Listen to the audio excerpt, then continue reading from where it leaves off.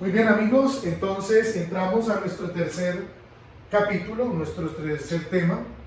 Hoy vamos a hablar de la teología del Evangelio de Marcos. Cuando hablamos de teología, ¿a qué nos referimos? Nos referimos a ese mensaje, a eso que el Evangelio de Marcos nos revela y que nos muestra y nos enseña para nuestra fe. Bien, entonces, recordemos que yo les había hablado en el primer capítulo del paseo al Parque La Caña, de Pepita, de María y de Julián. Hagan de cuenta que Mateo y Lucas son Pepito y María, que le piden copia a Marcos, es decir, a Julián, para poder escribir hacer sus propias composiciones escriturísticas. ¿Qué es lo que hacen? Mateo y Lucas, como Marcos es el primer evangelio, pues toman elementos, y por eso hablábamos de que usted los coloca en paralelo a Mateo, Marcos y Lucas, y van a tener elementos comunes de algunas historias, de algunos rasgos. Entonces, ¿por qué les digo esto? Porque encontrar un sello personal de Marcos a veces es difícil, pero podríamos encontrar dos elementos fundamentales de ese sello personal que Marcos nos va a dar. El primer sello personal de Marcos está en el encuentro de Jesús con el cercano y el oprimido. Para Marcos es muy importante recalcar esa humanidad, esos comportamientos tan humanos, tan profundos de Jesús con los que sufren. Y esa cercanía por medio de cada uno de esos milagros son resaltados en el Evangelio de Marcos. Por eso el Evangelio de Marcos tiene varios relatos sobre los milagros de Jesús. Podríamos decir que es de los que más tiene. ¿Por qué? Porque para Marcos es muy importante que a través de esos gestos de Jesús, de sus milagros, de sus palabras, de la sanación, nos muestra que Jesús le duele lo que a nosotros nos duele. Dios no es un Dios lejano, como el Dios de los griegos, allá en el Olimpo. No, Dios es un Dios que se ha hecho hombre. Esa es una de las intenciones de la teología de Marcos. El segundo elemento está en que Jesús es presentado como el liberador enviado por Dios para destruir el poder del mal. No estamos sujetos al poder del mal en este momento. El mal ya no va a reinar de la manera como lo ha hecho, porque Dios ha venido a liberar las cadenas de la muerte y del pecado de nosotros. Entonces el poder no tiene el poder del mal ya no tiene el mismo poder sobre nosotros. Esos son dos elementos propios del sello de Marcos. Ahora, ¿cuáles son los temas que trata? Podríamos enumerar 5 temas importantes de los que trata el Evangelio de Marcos. El primer tema importante que trabaja es que Marcos quiere prevenir a la comunidad del ataque del mal. ¿Cuándo lo hace? Cuando más adelante veamos, por ejemplo, el relato donde la familia de Jesús lo busca porque cree que está loco, porque de un momento a otro dijo que era el Hijo de Dios, y va a la sinagoga y Jesús dice, mis padres, mi madre y mis hermanos son los que escuchan la palabra de Dios. Por ejemplo, en esos relatos que tienen que ver con la familia, el Evangelio de Marcos quiere prevenir a la comunidad de eso, de la división que puede haber y del daño que causa dentro de una comunidad cuando los miembros de la comunidad no reconocen a Jesús como centro y se dividen entre ellos. Eso es un primer elemento. ¿Qué otro tema trata el Evangelio de Marcos? Importante. Pues resalta cómo Jesús vence el poder de la oscuridad. Si hay algo que vemos en muchos momentos del Evangelio de Marcos es que para él es muy importante recordarle al lector que nada está por encima del poder de Dios y que Jesús ha sido enviado para eso, para liberarnos de ese poder del mal. Lo otro es que desde el desierto hasta el relato del sepulcro vemos cómo para Marcos es importante resaltar eso de que Jesús está por encima del poder del mal y es el Hijo de Dios enviado. Desde las tentaciones en el desierto hasta el relato del sepulcro vemos esa lucha del poder, de la confrontación con el poder del mal y de cómo Jesús lo vence. Ahora, es importante recalcar que esos dos lugares son importantes. El desierto y el sepulcro son el lugar donde el demonio reina. Cuando Jesús es enviado al desierto, el desierto tiene una connotación bíblica profunda del poder del mal. Como así también, por ejemplo, el agua, el lago, también ya lo veremos más adelante en otro relato, en el relato de Jesús en la barca. El mar es el signo de lo desconocido, de lo profundo, de lo misterioso, donde el demonio pues como que habita, ¿sí? Pues así mismo pasa con el desierto y así mismo pasa con el sepulcro, que es la significación de la muerte, del poder del mal. Esos dos lugares están, uno al principio, en las tentaciones, y otro al final en el relato del sepulcro. En cada uno, desde principio a fin, vemos que Jesús vence el poder del mal. Ahora, el tercer tema que trata, importante, el Evangelio de Marcos, es lo que significa para Jesús Galilea y lo que significa para Jesús Jerusalén. Esos dos elementos los vemos importante en el camino de Jesús.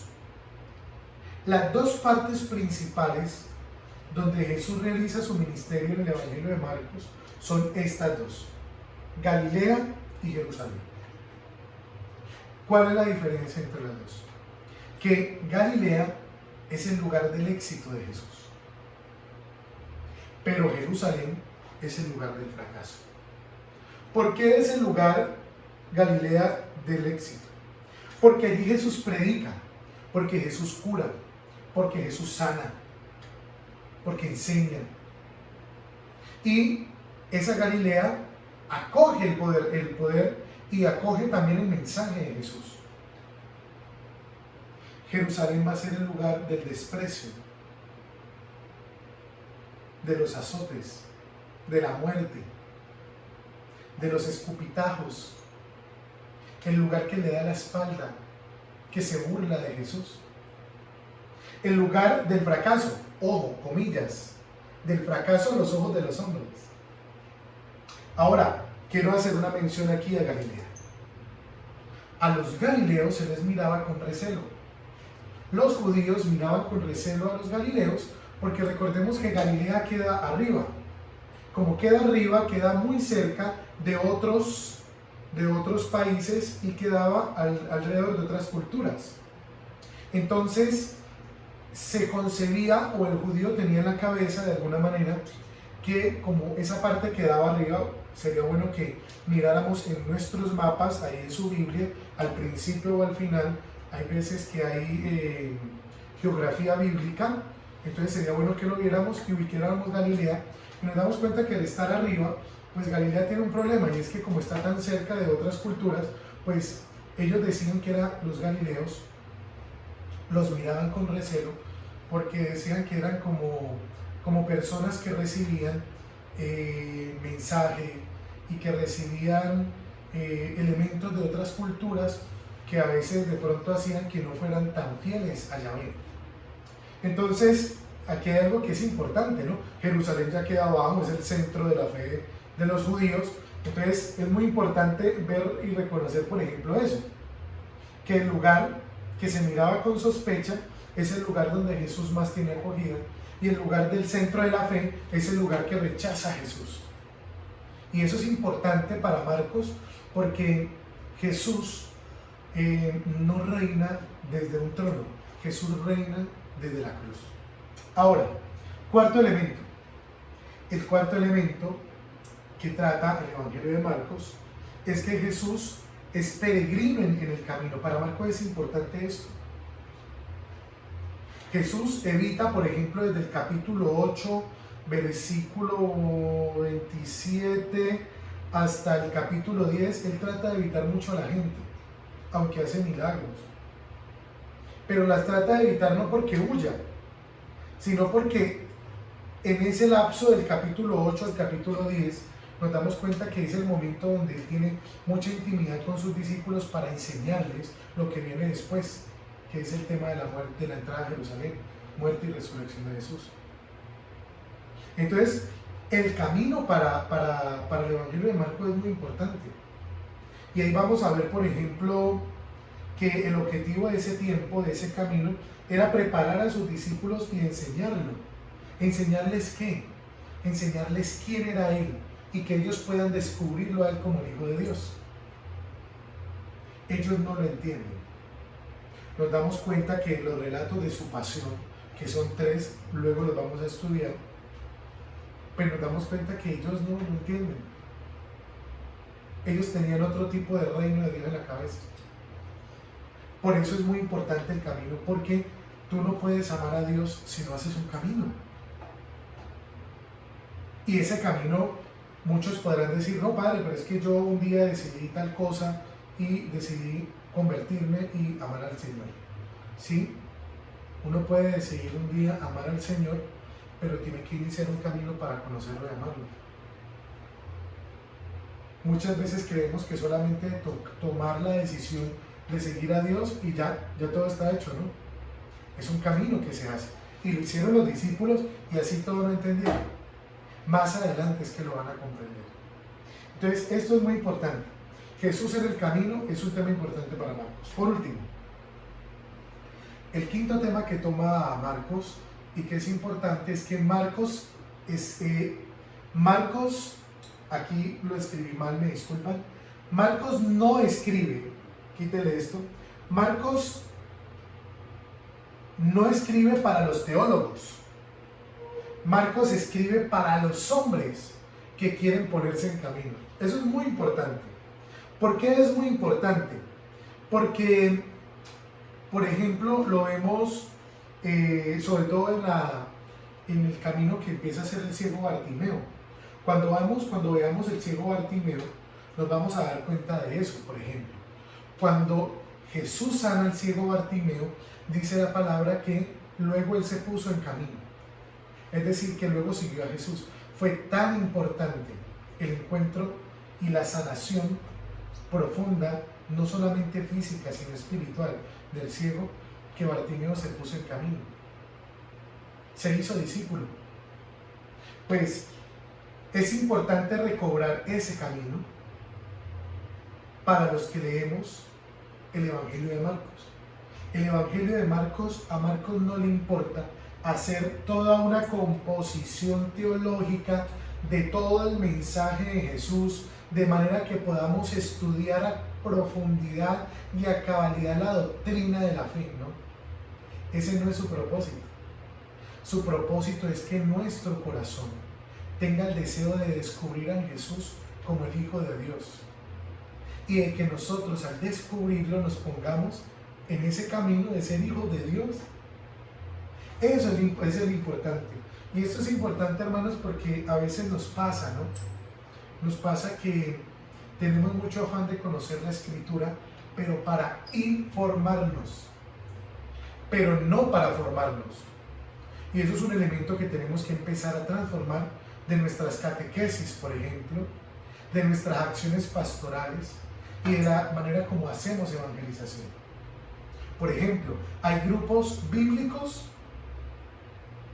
que muchas veces se enfocan en informar, es decir, en enseñarnos muchas cosas sobre la Biblia que no transforman nuestro corazón, porque las vemos y las estudiamos con lupa, ojo, pero para saber cosas. Y Marcos no escribe para que nosotros sepamos muchas cosas, para que sepamos mucha sabiduría teológica o exegética. Nos escribe para que nos pongamos en camino. Eso es lo importante del Evangelio de Marcos. Ahora, terminamos con esto. La pregunta que quiero que trabajemos es una pregunta muy importante. Y la pregunta es esta: ¿por qué la mayoría de nosotros, los creyentes, nos quedamos con los milagros de Jesús, pero no con el Jesús que hace los milagros? Me explico. La mayoría de nosotros nos encantan los milagros de Jesús. Las Eucaristías de sanación, las oraciones de sanación, los actos de piedad que buscan sanación. personal, corporal, familiar, espiritual. Nosotros queremos los milagros y tenemos una ansia en todo eso de encontrar milagros. Pero le huimos a Jesús. Entonces, ¿qué pasa? Nos quedamos con los milagros de Jesús, pero no nos quedamos con el Jesús que hace los milagros. Y nosotros nos deberíamos quedar con este. Porque de nada sirve que Jesús haga milagros si Jesús no es el rey de nuestra vida cuando hace esos milagros. No cabe de nada que tú le pidas a Dios un milagro si no vas a decidir convertir tu corazón a ese Dios que hace los milagros.